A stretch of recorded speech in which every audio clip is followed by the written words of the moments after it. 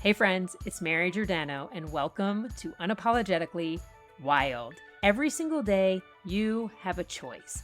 You can stay where you are, or you can step into the possibility of something even greater. And I'm here to spark that flame within you and inspire you to show up, embrace the fear, and do the fucking thing. Messy, scared, and real. Let's get started. Hey friends, welcome back to Unapologetically Wild. We're on episode 12, and today I'm coming in hot. Because if you've been shrinking, second-guessing yourself, waiting for the perfect moment, or convincing yourself that now just isn't the time, this one's for you. Here's the hard truth. You know deep down that you're capable of more. You feel it, you dream about it, and yet every time you get close to stepping up, you shrink. You scroll instead of start. You doubt instead of decide. You keep telling yourself you'll go all in once things settle down or once you feel like it's the right time. But let me tell you something. Your future self, she's not waiting for perfect. She's counting on you to stop playing small right now. Because every time you choose comfort over courage, you abandon her. Every time you stay quiet to keep the peace, you disconnect from her. Every time you delay, hesitate, or hide, you're pushing the life you want even further away. In this episode, we're getting real about what playing small actually looks like because, spoiler, it's not always that obvious. We're talking about the cost of it, the identity shift required to step into your next level, and how to start showing up for the version of you that you keep saying you want to become. This one might hit a little deeper, but you're ready for it, so let's get into it. So let's talk about what playing small really means, because it's not always dramatic. It's not always obvious. Most of the time, it's sneaky. It's quiet. It shows up in all the little ways you hold back without even realizing it.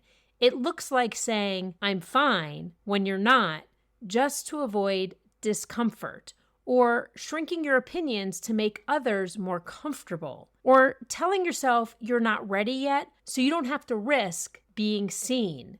It could look like dimming your light so you don't make other people feel uncomfortable, or procrastinating on the things that matter most because deep down, you're scared of what it means if you actually succeed. Playing small isn't just about inaction. It's about all the ways you protect yourself from the life you say you want. Because let's be honest, it's easier to scroll. It's easier to play it safe. It's easier to dream about the life you want than to risk stepping into it. But here's the problem. Comfort zones are rarely comfortable. They're just familiar. And familiar feels safe until it starts to feel suffocating. So if you've been feeling stuck, uninspired, or like something is missing, it might not be a lack of motivation. It might be the weight of all the ways you've been playing small. And once you see it clearly, once you name it, you can finally do something about it. Playing small might feel safe, but it chips away at your confidence and self-trust in ways you don't even notice at first. Not in some dramatic overnight way, but in the quiet moments you think don't matter. It's in the hesitation before you speak up, the way you second-guess yourself after a decision, the dreams you water down so they seem more realistic, the energy you spend making sure everyone else is comfortable while abandoning what you need. And here's the real cost: the self-trust you lose every time you say you'll do something and don't. The resentment that creeps in when you minimize your voice to avoid conflict. The quiet regret that builds when you keep putting your desires on hold for some day. You tell yourself you're being smart, you're playing it safe, you're being practical, but at what cost? Not just in your career, not just in your habits, but in your confidence, your joy, your ability to trust yourself. That's the cost, and you don't need to keep paying it. You don't need to keep abandoning the women you know you're here to become, because something has to change. And it's not who you are, it's how you've been showing up. This isn't about trying harder or adding more to your plate. It's about reconnecting to the version of you that already exists underneath the doubt, the fear, and the conditioning. So how do you shift out of the smaller version of you and into the one who's already worthy, already capable, already waiting? You stop chasing and you start choosing. And you do it by getting crystal clear on what actually matters to you and then aligning with it on purpose. Because once you know what actually matters, you can then strip away everything else that doesn't. So let's cut through all of that noise. You don't need another vision board, another goal-setting worksheet, or another list of morning rituals to try and stick to. What you need to remember is who the hell you are. Because the version of you keep imagining, the confident one, the grounded one, the bold, clear, radiant one, she's not out there somewhere in the distant future. She already lives inside of you. And the work isn't to find her, it's to stop abandoning her. Every time you say yes when you mean no, every time you put off your desires to avoid judgment, every time you shrink, self-edit, or scroll instead of show up, you create more distance between the life you have and the one you want. And no, this isn't about just start acting like her. It's much deeper than that. It starts by tuning in, not to the tasks she does, but to the energy she holds. So before you ask, what does this future vision of myself do every day? Ask, how does she feel? Because clarity doesn't come from hustling harder. It comes from alignment. So does she feel calm or chaotic? Proud or perpetually behind? Empowered or like she's walking on eggshells in her own life? And then ask, what choices support that feeling? What habits protect it? What boundaries guard it? This is about more than discipline. It's about embodiment. You want to become her? Then you need to start being loyal to her experience.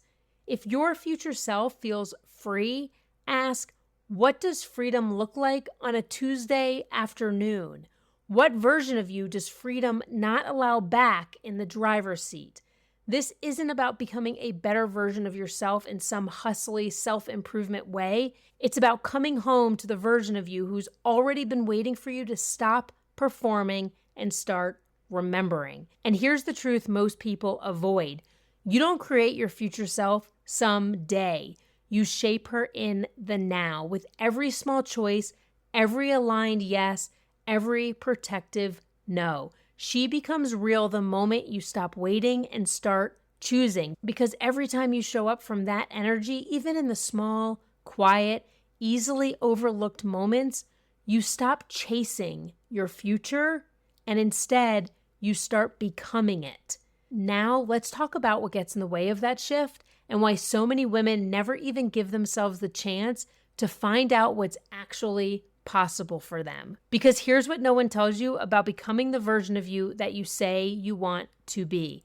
It's not always empowering. It's not always exciting. A lot of the time, it's uncomfortable as hell because stepping into your next level means shedding the version of you that kept you safe. And safety, no matter how suffocating, can be addicting. You're not just shifting your habits, you're rewriting your identity. And that process, it fucking shakes things loose. You'll feel resistance, you'll want to run, and your brain will constantly try to talk you back into your comfort zone. It might sound something like this. Who the hell do you think you are? You're not ready. This is way too much. And all that jibber jabber is your old self trying to protect you from the unknown. But growth always feels unfamiliar at first. So when you feel the tension, don't back off. Breathe through it, name it, and stay with it. Because this is where most people quit. Not because they're lazy, not because they're unmotivated, but because they mistake discomfort for misalignment. And I get it. When I was building this version of my life from the ground up, there were days, many days, I wanted to give it all up, when it felt easier to go back to what I knew. But I had to keep asking myself, what am I choosing if I walk away from this version of me? You can't expand and stay comfortable at the same time. So if things feel shaky right now, if you feel stretched and unsure and scared, good.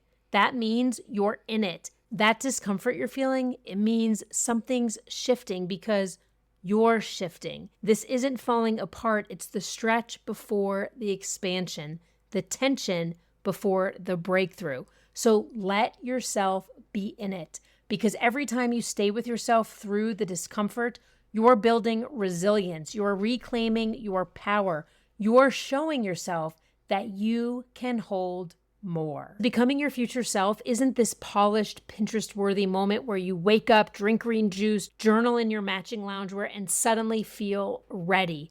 It's way messier than people make it out to be, because becoming isn't just about growth, it's about release. It's about letting go of the version of you who smiled through the overwhelm, the one who downplayed her dreams to keep the peace, the one who held it all in because falling apart didn't feel like an option. You're not just building new habits, you're breaking old patterns, and that's why it feels so damn hard. Not because you're failing, but because you're finally showing up as the real you. And that can feel scary as fuck. Remember, your future self isn't this perfect, polished version of you waiting on the sidelines until you figure it all out. She's built in the messy middle, in the tiny pivots, in the moments you almost shrink back, but don't. She's shaped by your choices, not by your intentions. Because your life, it doesn't change just because you want more. It changes when you start choosing like the version of you who already knows she's made for more. So here's what I want you to do this week. I want you to catch yourself in the moments you usually shrink. When you're about to back out of saying the thing, when you're tempted to water it down or over-explain, when you're halfway to talking yourself out of something that matters. I want you to pause and choose her anyway. Not in some big, scary, dramatic way, just in a "this is who I am now" kind of way. Because that's the shift. It's not about waiting to feel ready. It's about acting like someone who finally fucking means it. Thanks for tuning in today. If this episode hit home, subscribe and share it with a friend, because together we can bring more women into this wild, unapologetic space. Remember, waiting until you feel ready is the fastest way to nowhere. So show up, embrace the fear, and do the fucking thing. And don't forget to subscribe to my Unapologetically Wild Chronicles. The links to the show notes. Until next time, stay wild.